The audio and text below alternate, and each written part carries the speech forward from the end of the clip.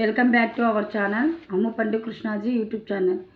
ఈరోజు మనము రాయలసీమ బిర్యానీ అయిన బొరుగుల ఉగ్గానిని చేసుకుంటున్నామండి. బొరుగుల ఉగ్గానికి కావాల్సిన పదార్థాలు ఏంటో చూద్దాం. సన్నగా తరుక్కున్న పచ్చిమిరపకాయలండి, ఇవి రౌండ్గా కట్ చేసుకున్నాము. తర్వాత 2 టమాటాలను సన్నగా కట్ చేసుకున్నామండి. ఉల్లిగడ్డలను కూడా సన్నగా కట్ చేసుకోవాలి. బొరుగులండి, ఇవి ఫస్ట్ బొరుగులను నానబెట్టుకోవాలండి. ఇలా నీళ్ళలో వేసుకోవాలి.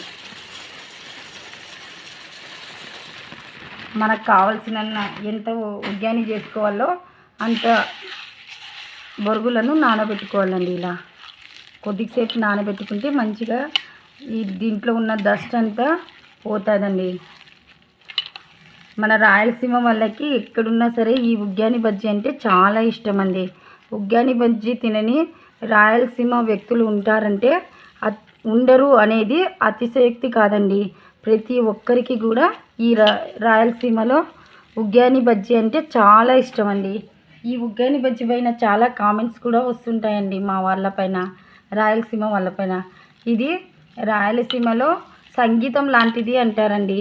బాలు సుశీలమ్మ బాలు ఎలా పాడితే సంగీతం ఎలా ఉంటుందో, ఎంతటి మాధుర్యమైన పాటలు పాడుతారో అలా ఈ కాంబినేషన్ను కూడా ఉగ్గాని బజ్జీని ఆ కాంబినేషన్తో చాలామంది పోలుస్తారండి. ఇలా నానిన బొరుగులని ఇలా గట్టిగా పిండుకోవాలండి. వీటిలో ఉన్న వాటర్ మొత్తం పోవాలి. ఇలా అవుతుందండి. ఇలా అన్నీ కూడా ఇలా చేసుకోవాలి.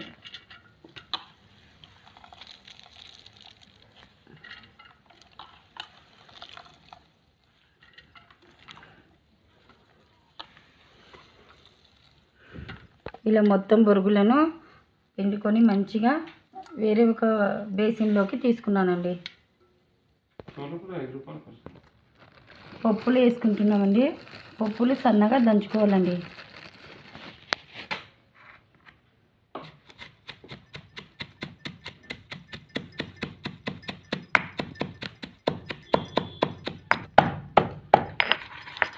ఇలా సన్నగా పప్పుల పొడి ఇలా మెత్తగా నూరుకుంటున్నామండి.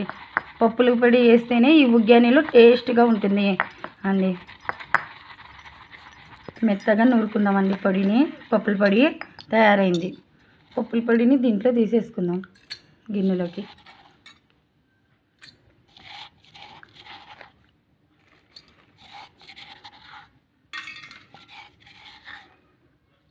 ఉగ్గానికి కావాల్సిన ఇంగ్రీడియంట్స్ అన్నీ రెడీ అయిపోయినాయి కదండి.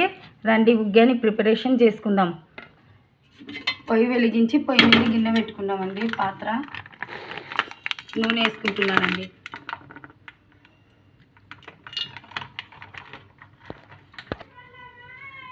జీలకర్ర, ఆవాలు, కరివేపాకు వేసుకుంటున్నామండి. దీంట్లోకి తాలింపు అయింది కదండి. దీంట్లో ఉల్లిగడ్డలు వేసుకుంటున్నామండి.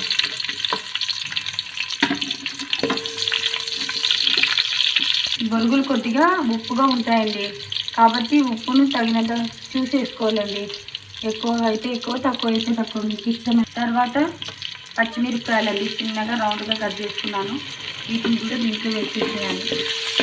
అప్పుడు బాగా వెల్లుల్లి పచ్చిమిరపకాయలు కూడా బాగా వేగుతాయండి. రెడ్గా అయ్యేంత వరకు కొద్దిగా వేయించిద్దాం. తర్వాత మూత పెట్టేద్దామండి. పసుపు వేసుకుంటున్నామండి కొద్దిగా.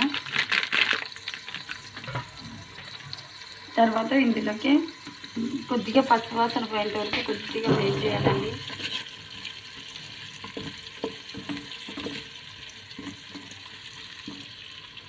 తర్వాత టమాటాలు కూడా ఇందులో వేసుకోవాలి.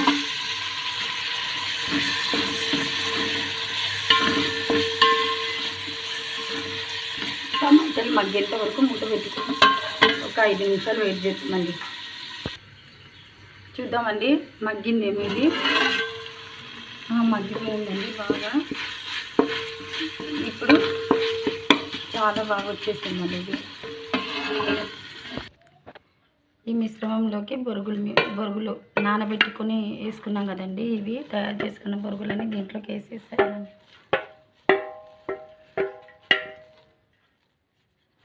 దీన్ని బాగా కలుపుకోవాలండి, మంచిగా మిక్స్ చేసుకోవాలి.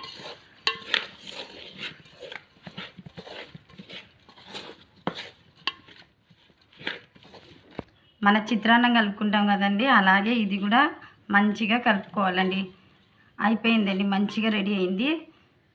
ఇప్పుడు దీంట్లోకి పప్పుల పొడి వేసుకుంటున్నామండి. పప్పుల పొడి వేసుకొని కూడా ఇంకొకసారి కలుపుకోవాలండి.